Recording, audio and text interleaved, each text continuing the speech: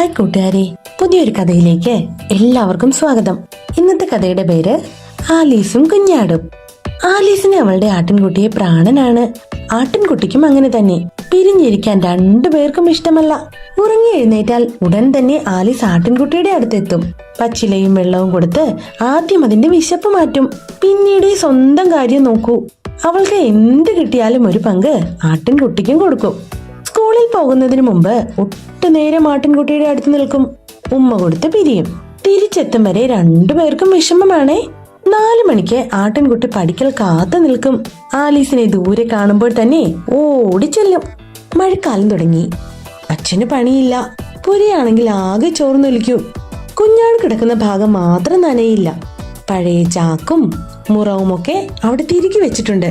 ആലീസിന്റെ പണിയാണത്. ആലീസിന്റെ അച്ഛനും അമ്മയും വല്ലാതെ വിഷമത്തിലായി.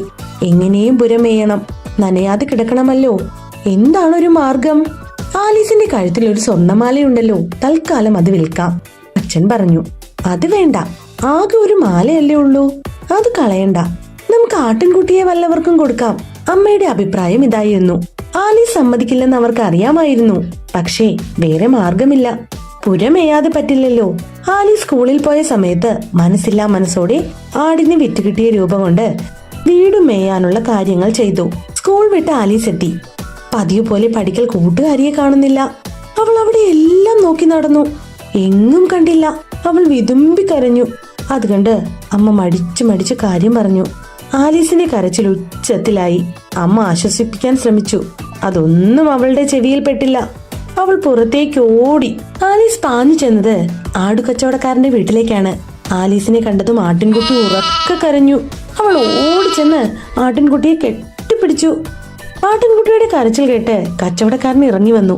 ആലീസും ആട്ടിൻകുട്ടിയും ഒട്ടിച്ചേർന്ന് തന്നെ നിൽക്കുകയായിരുന്നു. അപ്പോൾ കച്ചവടക്കാരനെ കണ്ടയുടൻ ആലീസ് തന്റെ മാലയൂരി അത് അയാൾക്ക് നേരെ നീട്ടിക്കൊണ്ട് കരഞ്ഞുകൊണ്ടവൾ പറഞ്ഞു, ദാ ഈ മാല എടുത്തോളൂ, എന്റെ ആടിന് തിരിച്ചു തരണം. കച്ചവടക്കാരന്റെ മനസ്സലിഞ്ഞു. അയാൾ മാല വാങ്ങിയില്ല. ആടിനെ ആലീസിന് തന്നെ കൊടുത്തു. അവൾ സന്തോഷം കണ്ട് തുള്ളിച്ചാടി വീട്ടിലേക്ക് മടങ്ങി. കഥ ഇഷ്ടായ കൂട്ടുകാരെ? ഇഷ്ടായെങ്കിൽ ലൈക്ക് ചെയ്യണേ.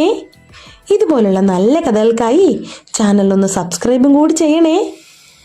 അപ്പോൾ അടുത്തൊരു നല്ല വീഡിയോയിൽ കാണുന്നത് വരെ ബൈ ബൈ.